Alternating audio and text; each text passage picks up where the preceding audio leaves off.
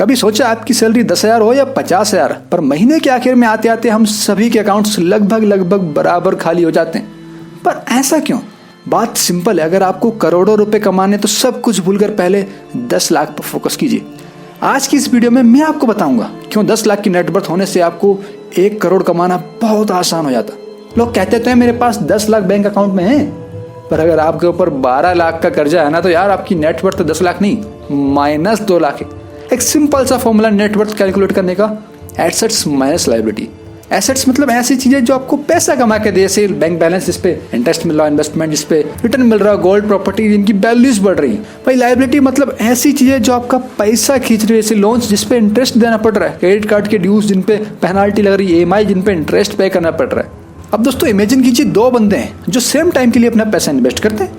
पहले वाले को मात्र 15% रिटर्न मिलता है, जबकि दूसरे वाले को 50% तक रिटर्न मिलता है। अब आप ही बताइए किसको ज्यादा प्रॉफिट होने वाला है? अगर आपको भी लगता है ना सेकंड वाला ज्यादा कमाएगा, तो आपको शायद पूरी बात सुन लेनी चाहिए। पहले वाले ने 10 लाख का कैपिटल इन्वेस्ट किया था, जिसपे उसे 15% के हिसाब से 1.5 लाख का रिटर्न मिल जाता है। भाई दूसरा वाला मात्र 10,000 इन्वेस्ट करता है, पर उसको 50% रिटर्न के साथ 5,000 रुपये का मुनाफा होता है। पर इतने हाई रिटर्न के बावजूद भी वो पहले वाले से 30 गुना कम है। इसलिए कहा जाता है कैपिटल का साइज अगर बड़ा होगा ना, तो रिटर्न छोटा भी होने पर आपको मोटी कमाई होने वाली, और यह अमाउंट कम से कम 10 लाख का होना चाहिए। पर 10 लाख ही क्यों, 1-2 लाख या 5-6 लाख क्यों नहीं? इसी पर चार्ली मुगर कहते हैं पहले $100 कमाने में बहुत मुश्किल होती, पर आपको करना ही होगा। चाहे इसके लिए फिर आपको पैदल चल के क्यों ना जाना पड़े। सब खाना ऑर्डर कर रहे हैं, आप चुपचाप बैठे रहिए तब तक जब तक कि आप 10 लाख की नेटवर्थ ना बना लें, क्योंकि इसी के बाद असली कहानी शुरू होती है, असली खेल शुरू होता है। इसके बाद आपका काम बेहद आसान हो जाता है। दोस्तों हम 10 लाख की क्यों बात कर रहे हैं, इसके पीछे 2 बहुत बड़ी वजह है। दोस्तों इमेजिन कीजिए आपके पास 10 लाख इन्वेस्टमेंट के लिए हैं, जिन्हें आप 15% के सालाना रिटर्न पे इन्वेस्ट करके छोड़ देते हैं। अब हर साल उस पर कंपाउंडिंग होती है, पैसा बढ़ता है, और ऐसा करते करते 17 साल में आप 1 करोड़ पे पहुंच जाते हैं। पर दोस्तों क्या आपको पता है 1 करोड़ से 2 करोड़ पहुंचने में कितना टाइम लगेगा?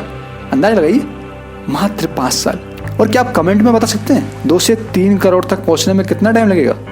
मात्र 3 साल। और 3 से 4 तक पहुंचने में मात्र 2 साल, और 4 से 5 पे पहुंचने में मात्र 1 साल का टाइम लगेगा। दोस्तों यही है वो कंपाउंडिंग की ताकत जो आपकी इनकम में 4 चांद लगाने का काम करती है।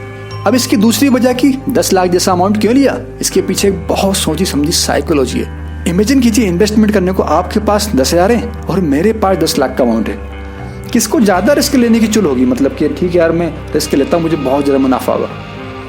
चाहे कोई कुछ भी कहे, पर जिसके पास 10,000 अमाउंट है ना, वो बड़ा से बड़ा रिस्क लेने की कोशिश करे। उसे पता है यार अगर रिवॉर्ड मिलेगा तो बहुत ज्यादा मिलेगा, अगर खोएंगे भी तो 10,000 जैसा छोटा सा अमाउंट है।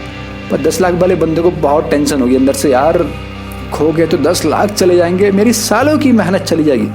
इसलिए अमाउंट जितना बड़ा होता है ना, इंसान उतना एनालिसिस करके सोच समझ के इन्वेस्ट करता है।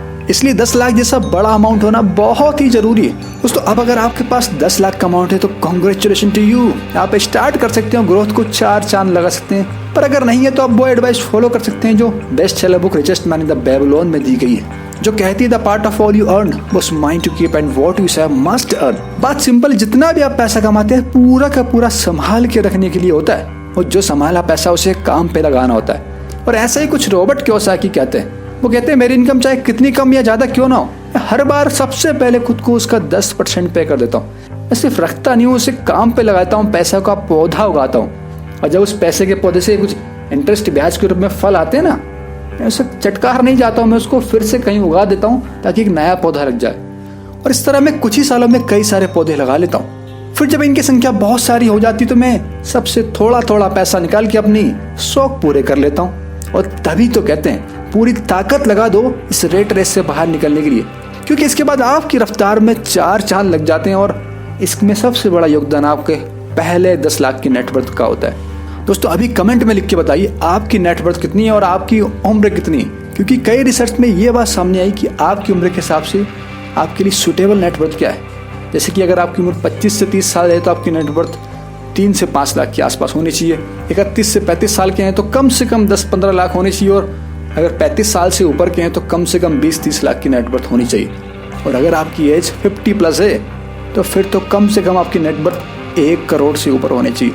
दोस्तों ये वो नेटवर्थ है जो आपको फाइनेंशियली आज़ाद कराती है, वो सब करने को जो आप करना चाहते हैं। दोस्तों इसी के साथ वीडियो का तो एंड होता है, पर आपकी लाइफ की एक नई शुरुआत होती है, क्योंकि कम ही लोग होते हैं जो नॉलेज पे टाइम स्पेंड करते हैं और आप उनमें से एक हैं।